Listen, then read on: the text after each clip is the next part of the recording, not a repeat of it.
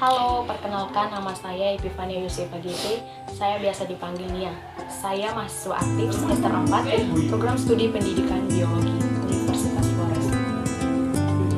Pada video kali ini, saya akan membahas materi mengenai hubungan air dan tumbuhan.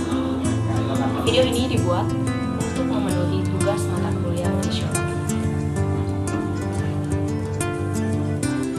Langsung saja yang pertama kita lihat definisi air dan tanaman.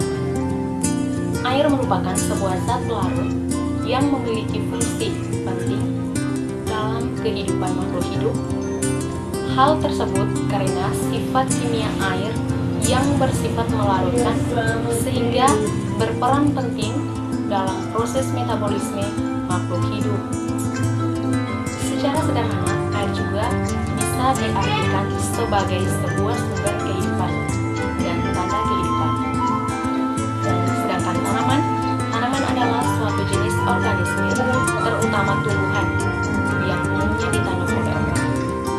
Nah, pengertian tanaman sering dibedakan dengan tumbuhan, meskipun tidak sesering pula tanaman dan tumbuhan digunakan secara bergantian. Yang kedua, definisi transportasi air pada tumbuhan setelah zat-zat menembus masuk ke dalam jaringan akar. Selanjutnya akan diangkut menuju daun untuk diolah menjadi berbagai zat yang dibutuhkan dalam tubuh, seperti lemak, protein, dan vitamin. Nah, pengangkutan zat-zat pada tumbuhan berlangsung melalui dua cara. Cara yang pertama yaitu di luar pembuluh angkut atau ekstravaskular, dan yang kedua itu di dalam pembuluh angkut atau vaskular. Nah, langsung saja kita lihat yang pertama itu pengangkutan ekstravaskular merupakan pengangkutan air dimulai dari penyerapan oleh bulu akar, kemudian masuk menuju sel-sel epidermis. Nah, dari sel epidermis air menuju korteks dan diteruskan ke sel-sel epidermis. Akhirnya air masuk ke stele. Dari korteks air didistribusikan menuju sel-sel untuk proses metabolisme tubuh. Pengangkutan ekstravaskular berlangsung dengan dua cara. Cara yang pertama yaitu simplastik dan yang kedua apoplastik. Yang kedua kita lihat pengangkutan vaskular atau pengangkutan zat secara vasikular terjadi melalui pembuluh kayu atau silem dan pembuluh kulit atau fluid. Pengangkutan air dari akar ke batang terjadi melalui pembuluh kayu.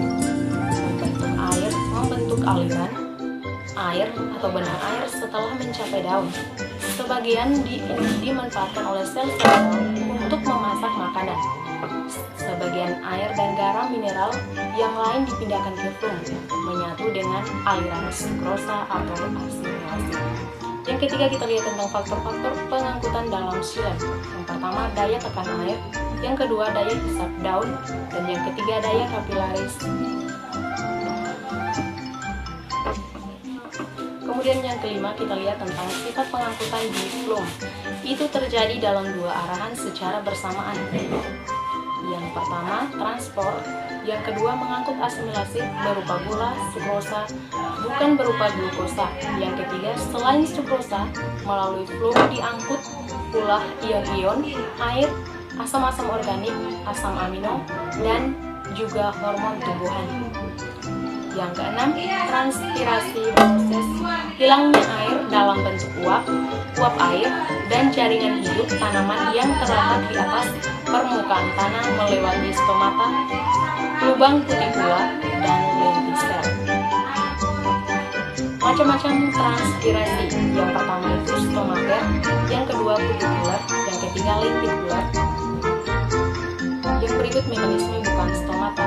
Stomata membuka karena sel penjaga menyerap air dan mengembang. Mekanisme membuka menutupnya stomata merupakan peristiwa yang kompleks.